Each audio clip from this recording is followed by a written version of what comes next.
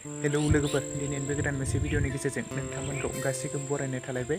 लोगोफोर, दिनै बे भिडिअनि गेजेरजों नोंथांमोनाथ' भिडिअनि टाइटेल आरो थाम्बनेइलाव नायनानै एसेबाबो हमनो हाखादों जानांगौ दे बे भिडिअ मानि सायाव जागोन। नोंथांमोना साननो हागौ दे बे भिडिअनि सायाव मानो खनले भिडिअ लाबोबाय थादों होननानै।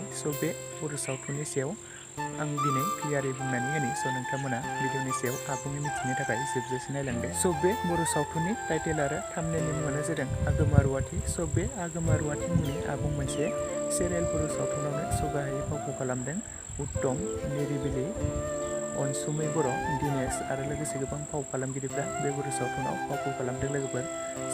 नोंथांमोनाथ' बे आगोमा रुवाति मुंनि आबुं मोनसे सिरियाल बर' सावथुनखौथ' नोंथांमोना गोबाङानो एपिसड 1निफ्राय लानानै एपिसड 12सिम अलरेडि नायखाबाय आरो नुखाबाय आरो बेनि एपिसड 13खौ नोंथांमोना गोबाङानो नायनो थाखाय एक्साइटेड जानानै दङ। माब्ला नुनो मोनगोन गोबाङानो कमेन्ट्स खालामबाय थादों। दिनै आं बे बर' सावथुनखौ माब्ला नुनो मोनगोन आं दिनै क्लियारै बुंनानै होनि।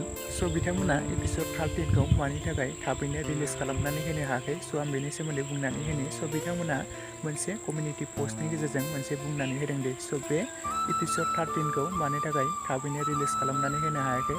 बिथांमोननि चेनेलाव मोनसे उसुबिदा फैनानै दङ, मोनसे प्रब्लेम फैनानै दङ। बेनि थाखायनो बिथांमोना बे एपिसड 13खौ रिलिज खालामनानै होनो हायाखै। बिथांमोना बुंनाय बादिब्ला बे एपिसड 13खौ 7 डेजनि उनावनो बिथांमोना रिलिज खालामनानै होगोन आरो नेक्स्ट पार्टफोरखौबो बिथांमोना 7 डेजनि उनफोरावनो गासैखौबो रिलिज खालामनानै होगोन होननानै बुंदों। नोंथांमोना बयबो नायनो थाखाय नेनानै थाथ'लायदो।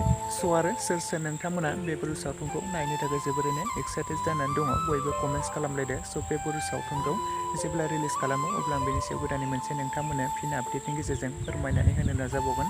नोंथांमोना बयबो नायनो थाखाय नेनानै थाथ'लायदो आरो बे बर' सावथुनखौ नोंथांमोना सोर नायनानै मोजां मोनदों बयबो कमेन्ट सेक्सनाव लिरना फोरमायहरदो। आंथ' नायनानै जोबोद मोजां मोनखादों, मानोना बे बर' सावथुना जोबोद मोजां जाखादों। लोगोसे आंनि दासिमनि भिडिअ आपडेटआ बेखिनियावनो। भिडिअखौ नायनानै जुदि नोंथांमोना मोजां मोनदोंब्ला लाइक खालामदो, लोगोसे चेनेलाव गोदान फैदोंब्ला साबस्क्राइब खालामनानै खाथिनि बेल आइकनखौबो अल प्रेस खालामना लादो, जाहाथे नोंथांमोना बेफोरबायदिनो माखासे बर' सावथुन आरो एलबामफोरनि भिडिअ आपडेटखौ मोनथिबाय थायो।